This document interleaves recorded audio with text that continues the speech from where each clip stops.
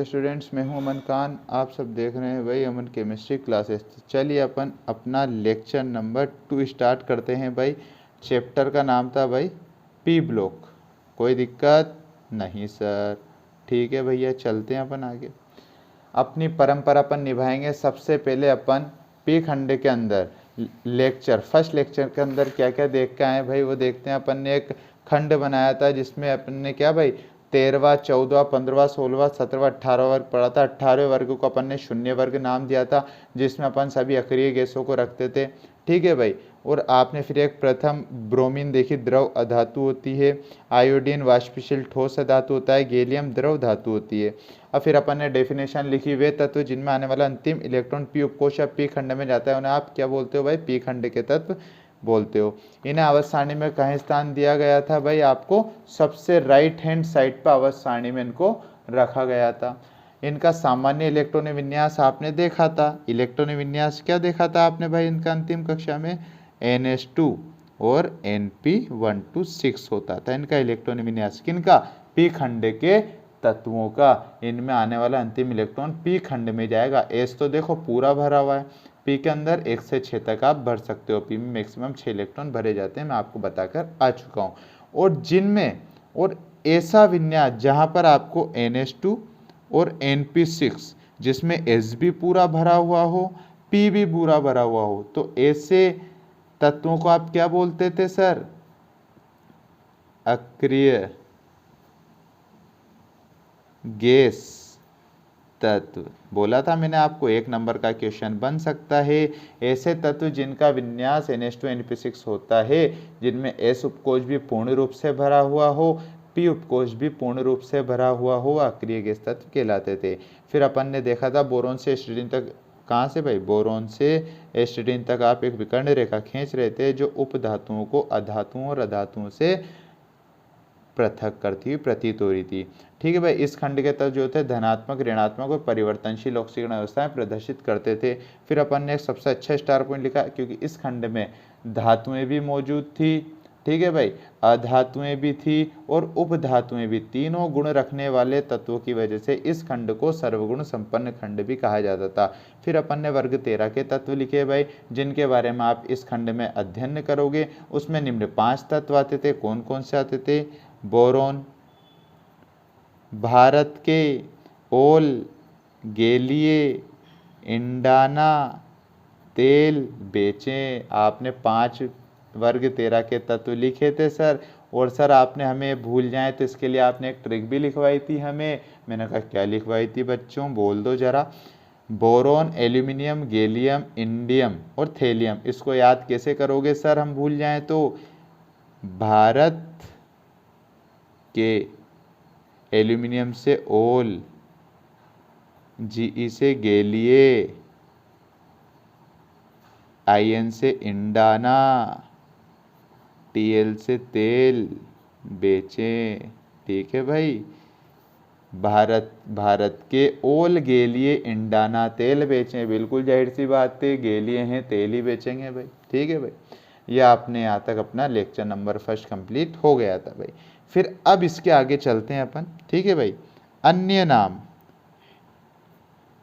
जो आपने हेडिंग लगाई थी ना भाई, वर्ग 13 के तत्व। आपने तत्व तो लिख दिए थे, उनकी ट्रिक्स आपने देख ली थी। अब उसके बारे में सामान्य जानकारी लिखेंगे। किसके बारे में? वर्ग 13 के तत्वों में। छोटी हेडिंग लगाइए अन्य नाम। इस पूरे वर्ग 13 के तत्वों का, वर्ग 13 के तत्वों का या वर्ग 13 का अन्य नाम क्या होता है सर? बोरोन परिवार। क्या बोला जाता है वर्ग 13 के तत्वों को? बोरोन परिवार। सर कारण बताओ ना सर, कारण क्यों इसे बोरोन परिवार बोला जा रहा है इस वर्ग का? क्योंकि इस वर्ग का प्रथम सदस्य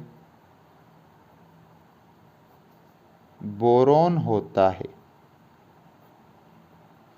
ठीक है भाई। जिस खंड में प्रथम सदस्य जो आता है ना भाई, उसके नाम से इन्हें ज्यादातर जाना जाता है। ठीक है भाई। क्योंकि वर्ग 13 में कौन सा तत्व पहले आ रहा है? बोरोन तत्व पहले आ रहा है, तो इसे हम बोरोन परिवार भी कहते हैं। ठीक है भाई। प्राप्ति स्थान देखिए, प्राप्ति स्थान, ठीक है भाई, बोरोन, बोरोन का प्राप्ति स्थान बोरोन। बोरोन कहाँ से प्राप्त होता है? मुख्य रूप से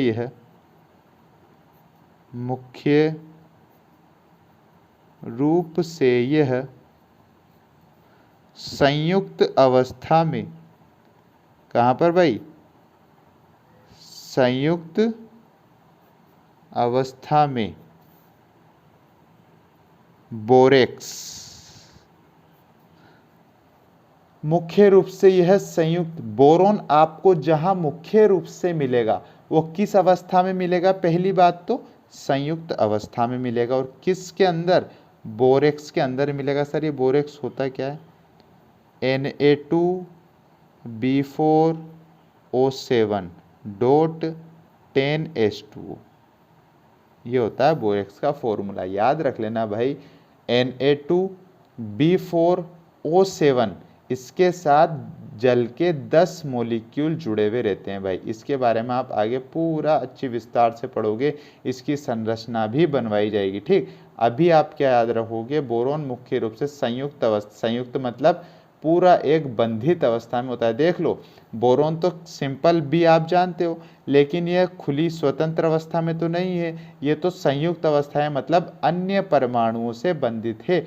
तो Na2B4O7 देख लो, बोरोन ऑक्सीजन से भी बंधित है, बोरोन नाइट सोडियम से भी बंधित है, ठीक है भाई। इस वजह से बंधित अवस्था में, संयुक्त अवस्था में होता है, किसके अंदर होता है? बोरेक्स के अंदर होता है। बोरेक्स का फॉर्मूला होता है Na2B4O7 के साथ 10 किसके मॉलिक्यूल भाई? जल के मॉलिक्यूल 10 जुड़े हुए रहते हैं, ठीक भाई। एल्यूमिनियम,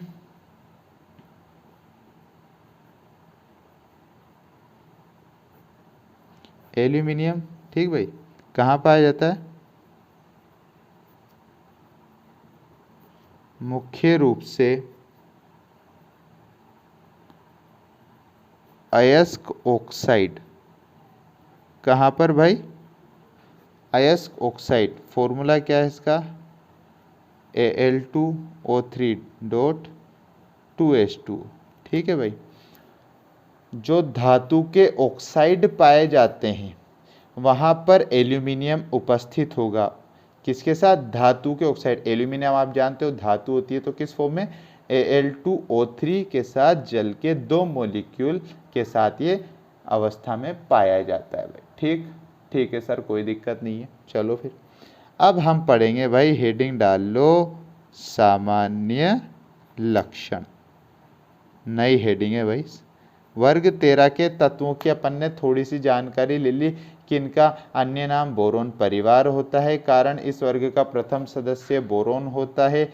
बोरोन का प्राप्ति स्थान और एल्यूमिनियम का प्राप्ति स्थान अपन ने देख लिया। बोरोन तो संयुक्त अवस्था में बोरेक्स में, जिसका फॉर्मूला होता है Na2B4O7.10H2 में पाया जाता है। एल्यूमिनियम मुख्य रूप से अयस्क ऑक्साइड, जिसका फॉर्मूला होता है Al2O3.2H2 में पाया जाता है। अब पूरे संयुक्त रूप से पूरा समस्त पी खंड के तत्वों के सामान्य लक्षण आप देखोगे भाई।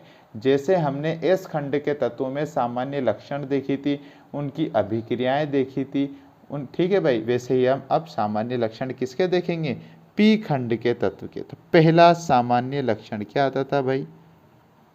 परमाणुीय आकार या त्रिज्या, सामान्य इलेक्ट्रॉनीय विन्यास भी बोल सकते हैं अपन। पहला आता है भाई लक्षण परमाणुीय आकार या त्रिज्या या सामान्य इलेक्ट्रॉनीय विन्यास। सामान्य इलेक्ट्रॉनीय विन्यास क्या होता है सर? NH2 Np126 होता है, आप जानते हो, सिंपल सी बात है, ठीक है भाई। जो पी खंड के तत्व होंगे समान इलेक्ट्रॉनीय विन्यास, पहले आप लिख लो, ऐसा करो, समान इलेक्ट्रॉनीय विन्यास, समान इलेक्ट्रॉनीय विन्यास जिनके परमाणुीय आकार या त्रिज्याओं के बारे में आप पढ़ोगे। तो यहाँ पर NH2 और Np1 वाले तत्वों के बारे में अपन बात करेंगे। यहाँ पर अपन क्या देख रहे हैं भाई? मैंने आपसे बोला था मैं उसी वर्ग का अध्ययन कराऊंगा। किस वर्ग का? बोरोन परिवार का। वर्ग 13 के तत्वों का यहाँ पर अपन अध्ययन करेंगे भाई, ठीक है। परमाणु आकार या त्रिज्या जिनके यहाँ पर समान इलेक्ट्रॉनिक विन्यास होते हैं, समान मतलब जिनकी एस कक्षा पूर्ण रूप से भरी होगी, और पी उपकोष जो होगा उसमें मात्र कितना इलेक्ट्रॉन होगा सर, मात्र एक इलेक्ट्रॉन होगा, P1 Np1। ये आगे कट रहा है भाई, ठीक। देखिए अब क्या आते हैं भाई, परमाणु आकार या त्रिज्या वर्ग 13 के तत्वों में चल जाओ भाई। 5 तत्व आते थे, कौन कौन से 5 तत्व आते हैं भाई बताइए मुझे जरा, फिर आपके मन में वही ट्रिक दोहराओ भाई। भारत के ओल गैलीय इंडाना तेल बेचें, ठीक है भाई। भारत के ओल गैलीय इंडाना तेल बेचें, यह आपने क्या लिख दिया भाई, इनकी ट्रिक के अनुसार आपने तत्वों को जमा दिया। बोरोन आता है 5वें नंबर पर, एल्यूमिनियम आता है 13वें नंबर पर, गैलियम आता है आपका 31 नंबर पर, इंडियम आता है आपका 49 नंबर पर, थेलियम आता है आपका 81 नंबर पर, ठीक है सर। अब मैंने आपको बता रखा है सर, अब यहाँ पर आपको क्या लिखना है, इलेक्ट्रॉनिक विन्यास लिखना है, जिसके ऊपर मैं पूरे 1 घंटे का लेक्चर बना चुका हूँ जस्ट इस लेक्चर के पहले। तो अगर जिसने वह लेक्चर पूरा देख रखा है वह इनके इलेक्ट्रॉनिक विन्यास आसानी से लिख देगा, ठीक है भाई। क्योंकि अभी मैं बताने जाऊंगा तो टाइम अपना ज़्यादा लंबा खिंच जाएगा। मान लो ये तो छोटे तत्व हैं, तो छोटे तत्वों को तो मैं बता दूंगा, लेकिन ये 31, 49, 81 ये तो आप किसके अनुसार बना सकते हो सर, इलेक्ट्रॉनिक विन्यास की पूरी वीडियो देख के उसके अनुसार इनको बना सकते हो, ठीक है भाई। बोरोन का 5 नंबर पर आ रहा है, तो इसमें कितने इलेक्ट्रॉन पाए जाएंगे भाई, 5। और आप जानते हो अपनी जादुई संख्या क्या होती है भाई, sp यहाँ लिख देता हूँ, sp sdp sfdp, ठीक है भाई, लिख दिया, ठीक। क्या था भाई, 2 8 8 18 18 32, ठीक है भाई। ये जादुई संख्या होती थी, ये उपकोष होते थे। बोरोन 5 नंबर पे आता है, तो आपको इसमें कितने इलेक्ट्रॉन भरने, 5। तो 2 तो यहाँ तक फिलअप हो गए, ठीक है। फिर आप यहाँ से जाके, ठीक, यहाँ से जाके ये n का मान, इस कैसे लिखें अब इसको, इधर अपन n का मान 1 मान लो, 2 3 4 5 और 6। देखो मैंने पूरा ही परफॉर्मर आपके लिए तैयार कर दिया भाई। ये पहली कक्षा, ये उपकोष, ये इलेक्ट्रॉन की संख्या। 5 नंबर पे बोरोन आता है, तो आपको 5 इलेक्ट्रॉन भरने, तो पहली एस कक्षक में आप 2 इलेक्ट्रॉन भर सकते हो, तो ये 1s2 आपने भर दिया भाई, ठीक है। अब आपको 3 इलेक्ट्रॉन की और आवश्यकता, तो आप कहाँ जाओगे भाई, दूसरी कक्षा में छलांग लगाओगे। दूसरी कक्षा में छलांग, दूसरे के भी 2 पार्ट हैं, पहला है s, दूसरा है p। तो पहले आप s के पास जाओगे, तो 2s, s में भी आप कितने भर सकते हो, आपको चाहिए 3, लेकिन आप s में केवल मैक्सिमम 2 भर सकते हो, तो 2s2, ठीक है भाई, 2s2 हो गया। 2 और 2 4 इलेक्ट्रॉन आपने भर दिए। ये आगे मत देखना, ये तो कक्षाओं की संख्या है, ये जो माथे पे लगी होती है वह होती है आपकी इलेक्ट्रॉन की संख्या। तो 1s2 हो गया, 2s2 हो गया। अब आपको 1 इलेक्ट्रॉन की ज़रूरत, तो 1 इलेक्ट्रॉन किससे मांगोगे, p से, तो 2p1। आपको p में 6 भर सकते हो, तो आपको तो 4 तो हो ही गए थे, एक और चाहिए था आपको, तो 2p1। देख लो 5 नंबर पर आता है, तो 5 इलेक्ट्रॉन फिलअप करने, तो 2 और 2 4 और 1 5। तो ये इसका इलेक्ट्रॉन विन्यास आप लिख चुके हो भाई, ठीक। अब अगर मैं बात करूं, इसका एक और तरीका होता है लिखने का भाई, ठीक है। ये तो आपने लिख दिया, 100% राइट है ये वाला इलेक्ट्रॉन मिला। इसको शॉर्ट फॉर्म में लिखूं मैं, तो सबसे पहले देखो भाई, आपके पास ऐसी कुछ गैस दिखती है क्या, शून्य वर्ग अपन देख के आए हैं भाई। यहाँ आपने क्या लिख दिया भाई, हीलियम। बिल्कुल सर, आपने शून्य वर्ग में हमें अक्रिय गैसें लिखवाई थी, हीलियम। कितने नंबर पे आती थी भाई ये, सर ये हीलियम 2 नंबर पे आती थी। तो यहाँ पर 2 तक इलेक्ट्रॉन विन्यास आपने कर दिया फिल, मतलब ये जो इलेक्ट्रॉन विन्यास हो गया यहाँ तक फिल हो गया भाई आपका। हीलियम 2 नंबर पे आती थी, ठीक है भाई, तो 2 नंबर पे आती थी, 2 इलेक्ट्रॉन वाली जगह आपने 1s2 से यहाँ फिलअप कर दी। बची क्या भाई, 2s2 बचा, 2p1 बचा। ठीक है भाई। तो अभी अपन ने ऊपर हेडिंग डाली थी परमाणुवीय आकार या त्रिज्या मतलब समान इलेक्ट्रॉनिक विन्यास। ठीक भाई, जिनके बाह्यतम कक्षा में अंतिम कक्षा में क्या होना चाहिए इलेक्ट्रॉनिक विन्यास, NS2 NP1 होना चाहिए। तो देख लो आप NS2, ये N तो 2 हो गया यहाँ पर, S2 और NP1 आ गई भाई बात समझ में। इसलिए इनके कक्षाओं में बाह्यतम कक्षा में NS2 NP1 दिखेगा, वह आपका बोरोन परिवार कहलाता है। इसमें पहला देख लिया। अब एल्यूमिनियम में गए, एल्यूमिनियम आता है 13 नंबर पे। अब आप देखो दूसरे नंबर की अक्रिय गैस के बाद कितने नंबर पर अक्रिय गैस आती है। सर अक्रिय गैस आती है मेरे हिसाब से 10 नंबर पर आती है।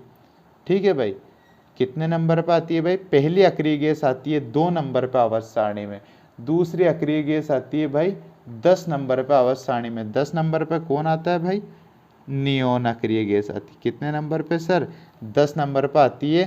तो 10 इलेक्ट्रॉन तो यहाँ तक आपने सिंपल फिलअप कर दिए भाई। ठीक है, 10 हो गए। तो इसको चाहिए कितने भाई, 3 और चाहिए, 13 है ना। तो 10 हो गए तो 3 और चाहिए। तो यहाँ पर आप लिखोगे 3s2 3p1। ठीक है भाई। सर ऐसे बड़ा वाला लिखें तो लिख लो बड़ा वाला। कितने 13 इलेक्ट्रॉन चाहिए। तो सबसे पहले अपनी जादुई संख्याओं में देख लो, एस में 2 भरोगे, इसमें 8, ये 2 दूसरी कक्षा में 8 भरोगे, 2 तो इसमें और 6 इसमें, 6 और 2 8 और 2 10। ठीक है भाई, यहाँ तक तो आप वैसे ही भर दोगे तो भर दो भाई।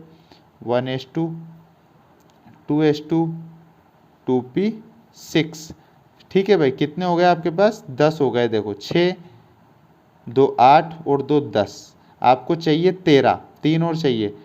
तो 2 तो इस एस कक्षक में चल जाएंगे तो 3s2। ठीक है भाई, अब एक और चाहिए आपको, तो 13 चाहिए ना, 3 चाहिए तो 2 आपने भर दिया। इसके पास तो भर नहीं सकते 3। ठीक है, तो आपके पास किसके पास जाना पड़ेगा, आपको P के पास, तो 3p1। ये हो गया भाई। ऐसे लिखो चाहे ऐसे लिखो, बात दोनों ही सही हैं भाई। ये शॉर्ट फॉर्म कैसे बनी, आप जानते हो। ये 10 इलेक्ट्रॉन 10 नंबर पे कौन आता है सर, ये नियोन आता है 10 नंबर पे। तो 10 इलेक्ट्रॉनों को मैंने डायरेक्ट सिंबल से बता दिया कि इन 10 की जगह आप नियोन 10 लिख दो, बचा हुआ बात का 3s2 3p1 लिख दो। ठीक है भाई, अब अपन शॉर्ट फॉर्म में यहाँ पर लिख देता हूँ, आप घर पे फुल फॉर्म लिख सकते हो। गैलियम, गैलियम आता है 31 नंबर पर। 31 नंबर पर 31 से पहले आपके पास जो अक्रिय गैस पड़ेगी वो ऑर्गन पड़ेगी, जो आती है आपके पास 18 नंबर पर। 18 के बाद आपको फिलअप करने हैं, तो आपके इलेक्ट्रॉन जाएंगे 4s2 4p1 3d10। ठीक है भाई, आप 18 के बाद जैसे ही इलेक्ट्रॉनिक विन्यास के नियम से इलेक्ट्रॉन को फिलअप करोगे तो किस में जाओगे भाई, आप चौथी कक्षा में गमन कर जाओगे, जहां पर 3d10 बाद में आएगा। फिर व्यवस्थित करने की तो अभी ज़रूरत है नहीं। ठीक है, अभी तो अपन बता रहे हैं कि इसमें देखो, इसमें भी NS2 NP1 लागू हो रहा है, NS2 NP1। इसमें भी NS2 NP1 लागू हो रहा है, इसमें भी NS2 NP1 लागू हो रहा है। अब इंडियम का देख लो भाई। अब 49 से पहले अक्रिय गैस पड़ती है भाई Kr, क्रिप्टॉन। ठीक है भाई, ठीक है। उसके बाद आप क्या करोगे भाई, क्रिप्टॉन कितने नंबर पर पड़ती है सर, हमें ये तो बता दो। तो बेटा क्रिप्टॉन आती है आपकी 36 नंबर पर। 36 के बाद आप जाओगे तो 4s2 था ना, यहाँ क्या आ जाएगा 5s2 5p1, यहाँ 3d10 था तो यहाँ क्या हो जाएगा सर 4d10। एक एक बढ़ रहा है भाई, अलग तरीके से भी सोचो। बोरोन में 2s2 था, एल्यूमिनियम में 3s2 आया, गैलियम में 4s2 आया, इंडियम में 5s2 आया, 5p बनाया, 3d10 था तो यहाँ 4d10 आया। अब आता है भाई 81 नंबर पर थेलियम। इसका कैसे लिखोगे आप, थेलियम से पहले एक क्या आती है भाई, अक्रिय गैस आती है जिसे आप रेडियन बोलते हो भाई। ठीक है भाई, कितने नंबर पर आती है सर, ये बता दो ना। क्रिप्टॉन आती, जीनोन आती है, जीनोन क्या आती है सर, जीनोन गैस आती है, जो अक्रिय गैस होती है भाई। ठीक है, ये तो रेडियो एक्टिव तत्व हो गया। जीनोन आती है जो आपके आती है भाई 54 पर।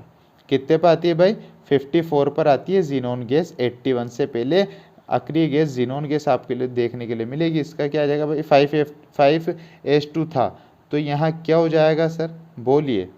सबसे पहले आएगा भाई 4f14, फिर आएगा 5D10, फिर आएगा आपके पास 5s2, 5p1, 6s2, 6p1।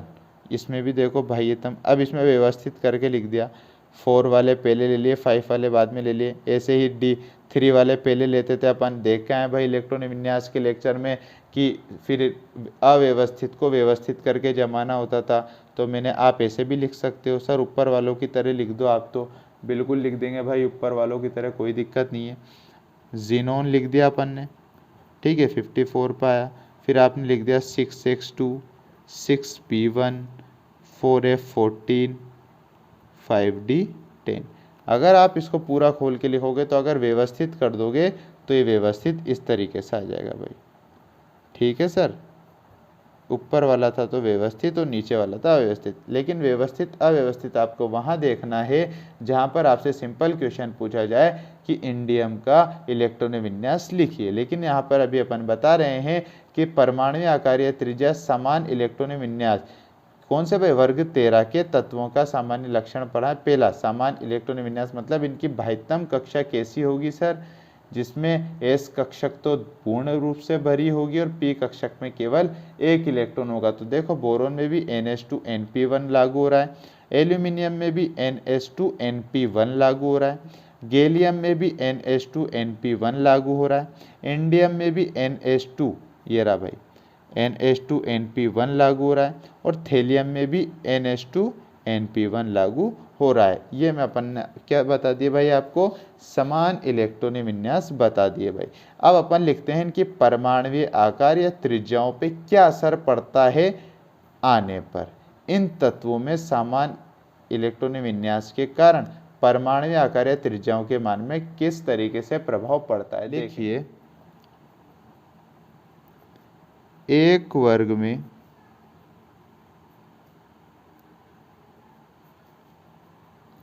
ऊपर से नीचे जाने पर, अर्थात वर्ग में ऊपर से नीचे जा रहे हो, यहां पर कौन से वर्ग की बात हो रही है भाई, वर्ग 13 की बात हो रही है। वर्ग 13 में आप ऊपर से नीचे जाओगे मतलब बोरोन से कहां तक जाओगे, थेलियम तक। यही लिख के आए ना अपन, बोरोन परिवार का पहला सदस्य ऊपर बोरोन होता है, लास्ट सदस्य Tl थेलियम होता है, की ओर जाने पर कक्षाओं की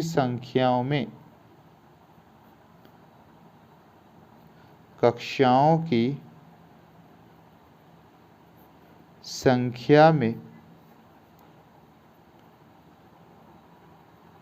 लगातार वृद्धि होने से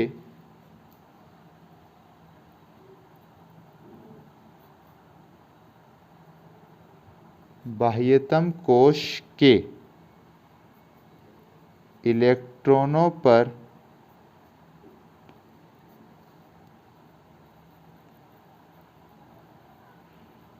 नाभिकीय आकर्षण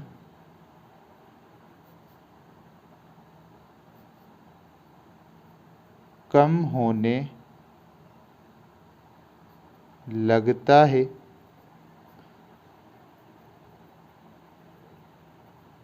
जिससे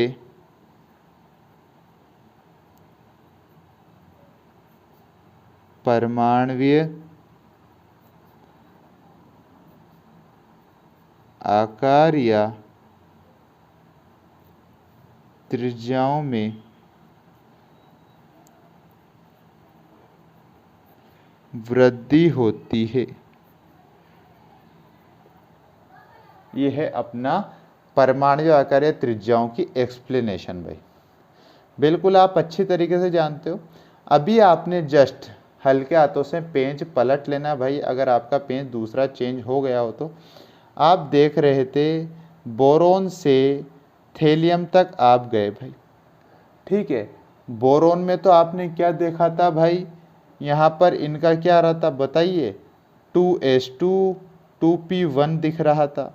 और थेलियम में आपने देखा 6s2 6p1 देखा भाईतम कक्षक, इसमें दूसरी कक्षा यूज हुई, इसमें छठी कक्षा यूज हुई। अपन जस्ट इलेक्ट्रॉन विन्यास में देख कर आए कि बोरॉन में आपको दूसरी कक्षा में ही इलेक्ट्रॉन भरे हुए थे और थेलियम में आपने इलेक्ट्रॉन भरने के लिए कहाँ तक यूज कर लिया भाई, छठी कक्षाओं तक यूज कर लिया। इसीलिए बोला अपन ने एक वर्ग में ऊपर से नीचे जाने पर, मतलब एक वर्ग में बोरॉन से थेलियम तक जाने पर कक्षाओं की संख्या में लगातार वृद्धि होती है।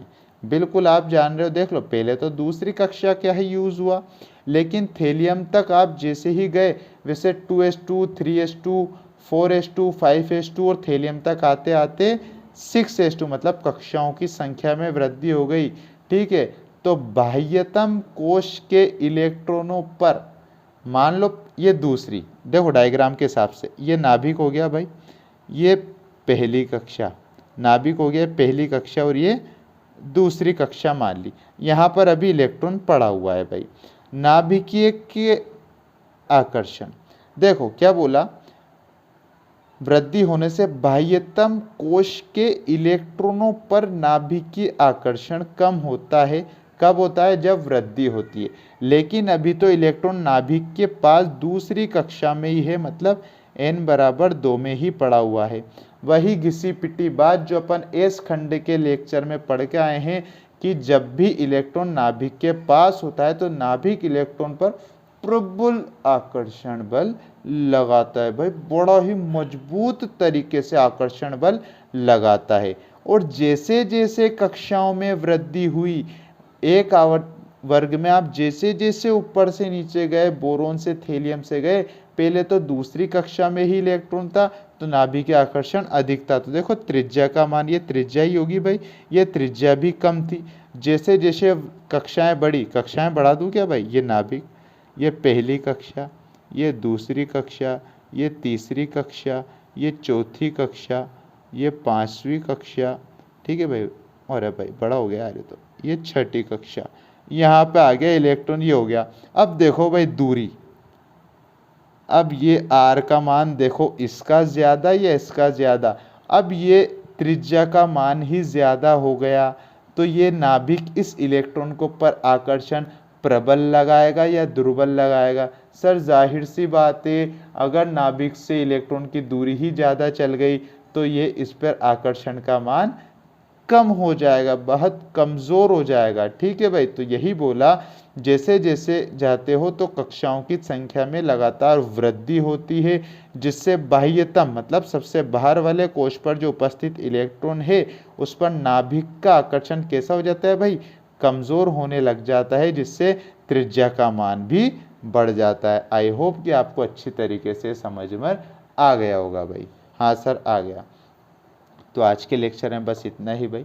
ठीक है भाई, मैं आपसे एक बार और फिर कह रहा हूँ कि इलेक्ट्रॉनिक विन्यास वाला जो लेक्चर है उसको भाई एक अच्छी तरीके से दिमाग में उतार लो भाई। जैसा अपना था ना, सीधा दिमाग में ठोक देंगे, तो वही वाली बात है, सीधा दिमाग में उतार लो भाई। ठीक है, उससे आपको बहुत हेल्प हो जाएगी भाई। चैप्टर में जितने भी आवर्त सारणी से रिलेटेड चैप्टर हैं उसमें आपको उससे बहुत मदद मिलेगी भाई। ठीक है, तो अपना आज का लेक्चर हो गया ख़त्म। तो अगर आपको वीडियो अच्छी लगी हो, ठीक है भाई, तो लाइक करें, शेयर करें भाई, कमेंट भी कर देना भाई। ठीक है, और सब्सक्राइब करना तो मत भूला करो, जरा सा कुछ भी नहीं करना है, पट तरीके से क्या दबाना है भाई, आपको रेड बटन होता है सब्सक्राइब को दबा देना भाई, और बेल आइकन को भी प्रेस कर देना, जिससे हमारा आने वाली वीडियो की नोटिफिकेशन आप तक आसानी से आ सके। तो अपना आज का लेक्चर वक्त खत्म, अपन मिलते हैं अपने नेक्स्ट लेक्चर में।